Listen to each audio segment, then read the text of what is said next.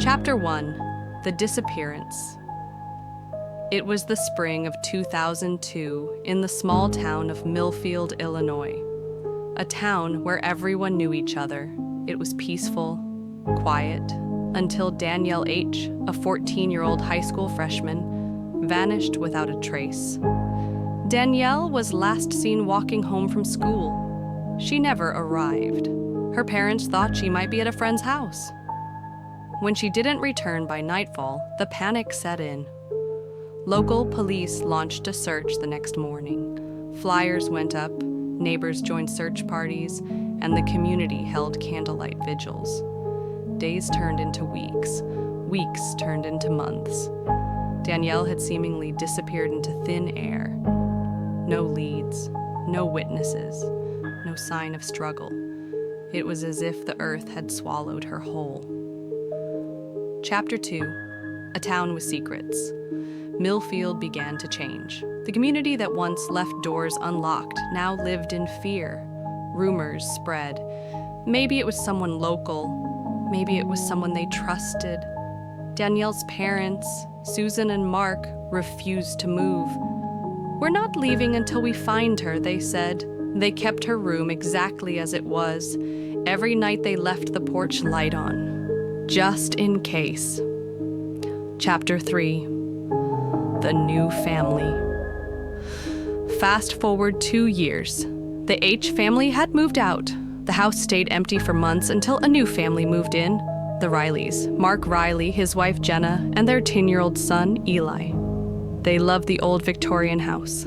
It had charm, space, and a good price. Almost too good.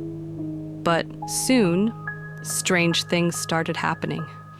Eli said he heard scratching behind the walls. At first, they laughed it off. Mice, maybe raccoons in the attic. But then, Eli claimed he heard whispers, a girl crying, saying, "Please, help me." Chapter 4: Scratches in the Night. Jenna began to notice things too. Food missing from the pantry, lights on in the middle of the night, doors that had been locked, suddenly open. One night, Mark found muddy footprints in the hallway, small, like a child's. He installed security cameras. Nothing showed up, but the noises continued. One night, Eli screamed. He said he saw a girl, thin, pale, watching him from the vent in the floor. Chapter 5: The Discovery. Mark decided to investigate. He removed part of the wall behind a closet in the guest bedroom, where Eli claimed he heard the loudest noises. Behind it was a narrow crawl space. Mark shone a flashlight inside and froze. I stared back at him. Danielle H had been alive the entire time. Chapter 6: The Truth Comes Out. Danielle was emaciated, covered in dirt and bruises, but alive. She was rushed to the hospital. The town erupted in shock. So how did she survive? Danielle had been kidnapped the day she disappeared by none other than the previous owner of the house, a reclusive man named Albert Greaves, a former school janitor who disappeared shortly after Danielle's case went cold.